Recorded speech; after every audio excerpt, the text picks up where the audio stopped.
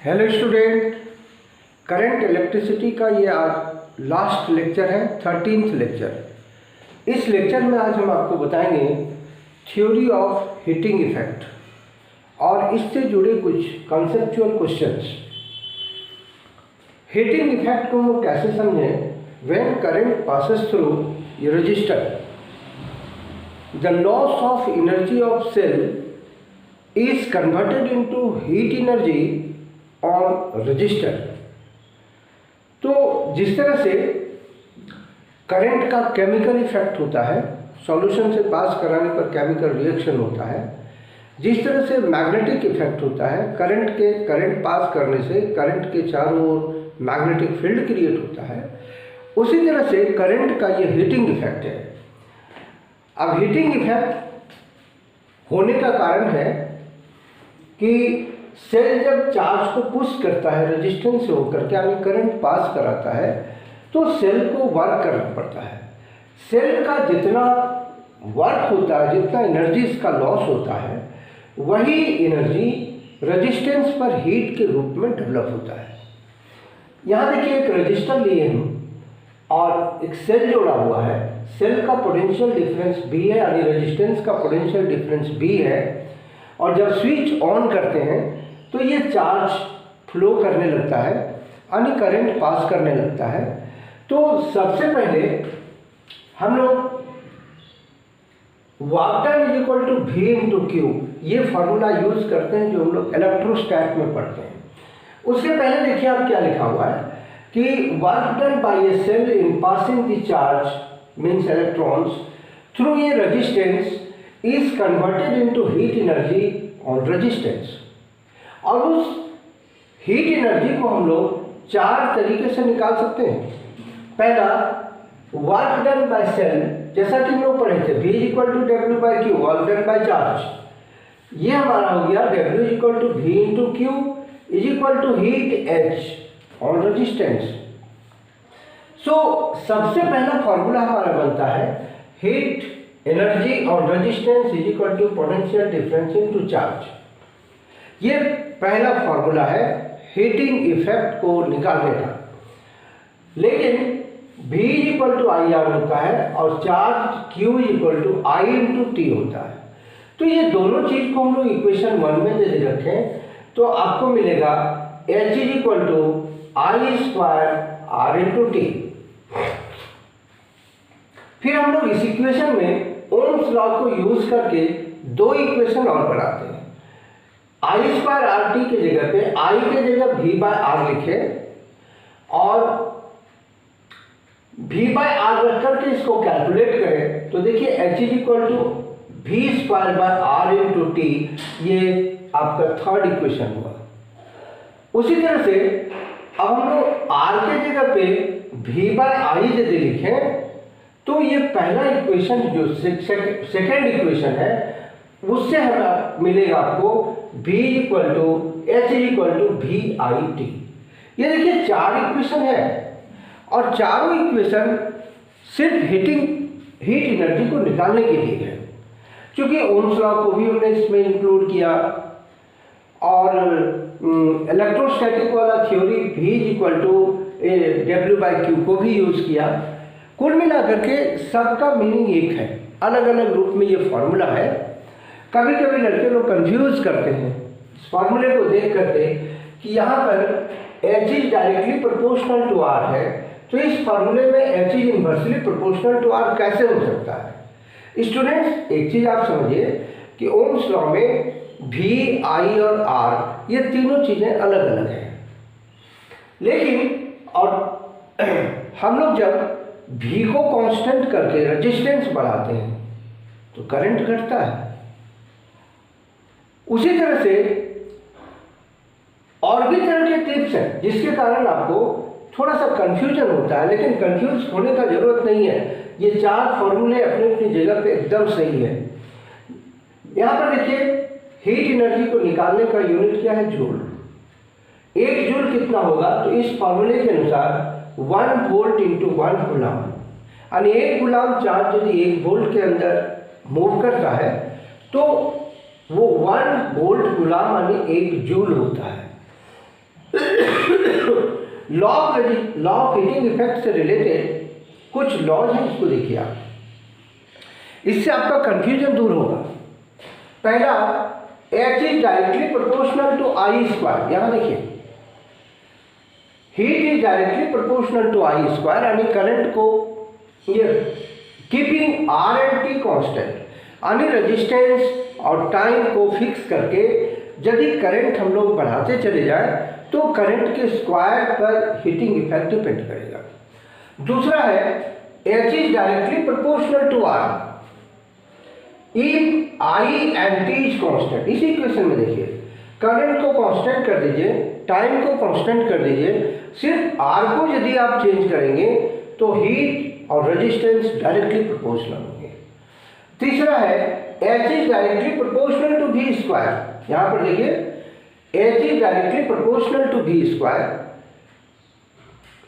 If R and T is constant. यहां पर आप देखिए, H is directly proportional to I square, H is directly proportional to B square, यहां पर R directly proportional में है, यहां R इन्वर्सली में है। तो इस तरह से ये तीसरा रूल बनता है। लेकिन एक और देखिए, H is inversely proportional to R कब होगा?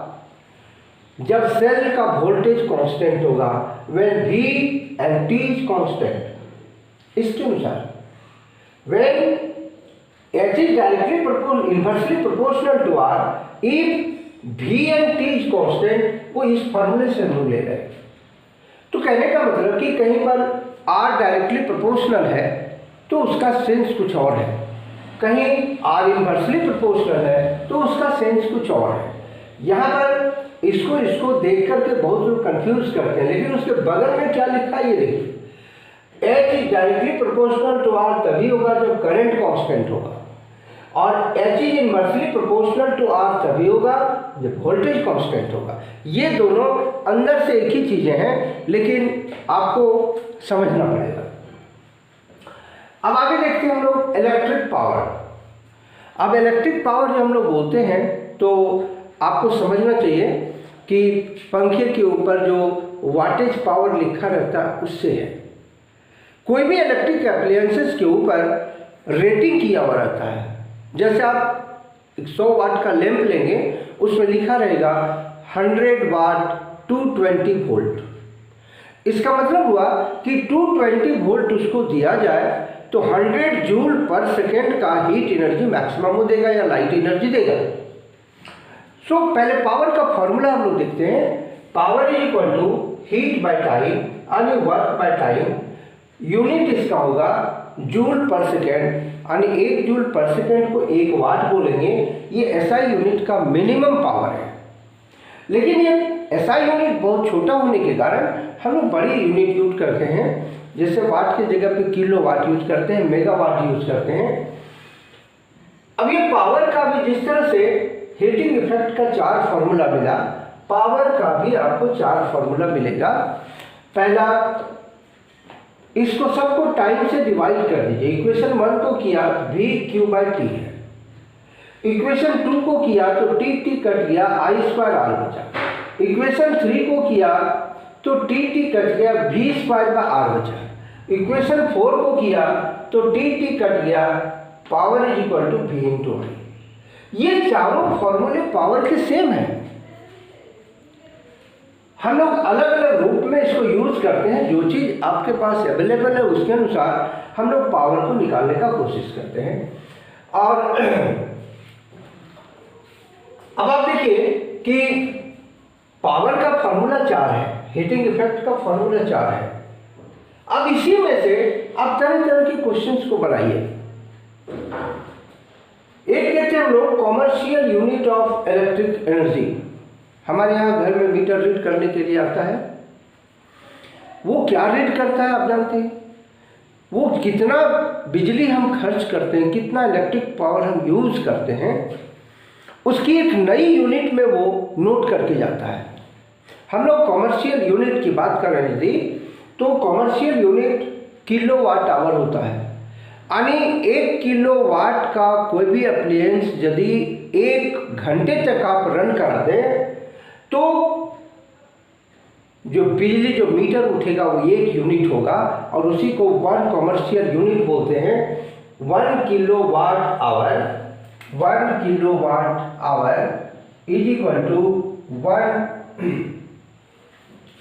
1 कमर्शियल यूनिट।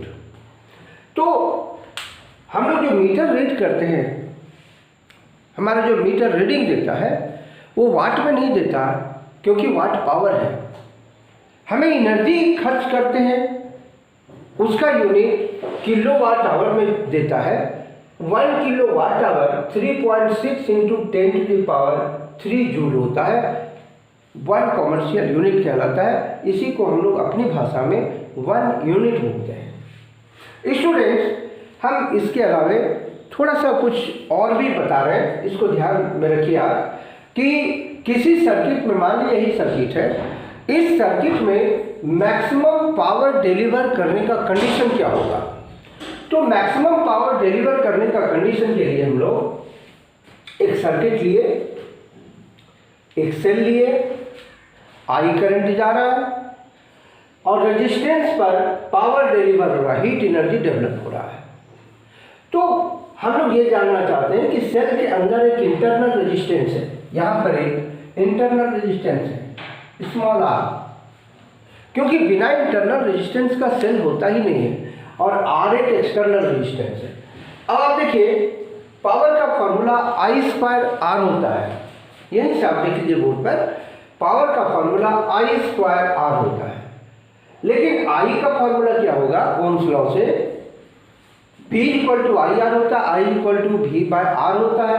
तो V के जगह हम लोग E लेते हैं, यहाँ पर ये E है, देखिए यहाँ पर लिया गया है E, इसको रहने दीजिए, ये V रहने दीजिए, ये देखिए E लिया गया है और रेजिस्टेंस R है, करंट I है, इंटरनल रेजिस्टेंस स्मॉल r है। तो करंट हम लोग पहले निकालेंगे ओम्स लॉ से E/R+R, क्योंकि ये स्मॉल r और कैपिटल R सीरीज में जुड़ा हुआ है। अब पावर का फॉर्मूला जो हम लोग लिखे तो E/R+R का होल स्क्वायर इंटू R, ये क्या बता रहा है कि फॉर्मूले में देखिए E कांस्टेंट है, R कांस्टेंट है, ये स्मॉल r कांस्टेंट है, केवल कैपिटल R जो दिया हुआ है फॉर्मूले में उसी पर पावर डिपेंड करेगा। So power is the function of capital R external resistance. और यदि फंक्शन हम लोग बना देते हैं तो हम लोग उसको डिफ्रेंशिएट भी कर सकते हैं। डिफ्रेंशिएशन का रूल आपको पता है कि कांस्टेंट का डिफ्रेंशिएशन 0 होता है, मैक्सिमम का डिफ्रेंशिएशन 0 होता है, मिनिमम का डिफ्रेंशिएशन 0 होता है। तो हम लोग यहाँ पावर मैक्सिमम की बात करते हैं। सो यदि इस इक्वेशन को डिफ्रेंशिएट किया जाए r के रेस्पेक्ट में मैक्सिमम पावर के लिए तो डिफ्रेंशिएशन 0 होगा। सो स्पष्ट क्या लिखा हुआ है कि dp/dr = 0, that means d/dr of E/R+R का होल स्क्वायर इंटू R = 0। अब आप इसको क्या करिए, E को यहाँ से हटा दीजिए, जो जो कांस्टेंट है, आपका फाइनल इक्वेशन देखिए ये बच गया d/dr into R plus small r whole to the power -2। अब आप इसको u इंटू v के आधार पर यदि सॉल्व करेंगे, इसको u मान लीजिए r को और r plus r whole to the power -2 को v मान लीजिए, तो u इंटू v के हिसाब से यदि सॉल्व करेंगे तो आपको आंसर मिलेगा small r is equal to capital R। मतलब क्या हुआ कि किसी सर्किट में maximum heating effect, maximum power deliver तभी होगा जब सेल के अंदर का इंटरनल रेजिस्टेंस और बाहर में जो रेजिस्टेंस लगा हुआ है ये दोनों बराबर होगा। भले ही आइडियल है लेकिन कंडीशन तो यही है। अब जैसे 2 या 3 सेल यदि सीरीज में जुड़े हुए हैं तो तब क्या बोलेंगे, तब सीरीज में यदि जुड़े हैं तो जितना रेजिस्टेंस सीरीज में जुड़ा हुआ है अंदर में, जैसे n सेल लगा हुआ है तो एक सेल का रेजिस्टेंस यदि स्मॉल r है तो nr = कैपिटल R होना चाहिए। उसी तरह पैरेलल में यदि जुड़ा हुआ है तो 1/r n/r = कैपिटल R होना चाहिए। कहने का मतलब कि मैक्सिमम पावर डिलीवर होने के लिए सेल के अंदर का total internal resistance external resistance के बराबर होना चाहिए, तभी हमें मैक्सिमम पावर डिलीवर होगा। स्टूडेंट, आज का क्लास हम यहीं ख़त्म करते हैं और आपसे गुजारिश है जब भी आप वीडियो को देखें तो पूरा देखें। जहां बात समझ में नहीं आए आप कमेंट बॉक्स में हमें ज़रूर लिखें और इससे रिलेटेड प्रॉब्लम्स क्वेश्चंस आप ज़रूर बनाएं। लॉकडाउन के पीरियड में मैक्सिमम क्लासेस ऑनलाइन चल रहा है, जिसमें बहुत लड़के जुड़ पाते हैं, कोई नहीं जुड़ पाते हैं, कभी नेट का प्रॉब्लम होता है जिसके कारण वो अच्छी तरह से पढ़ाई नहीं कर पाते हैं।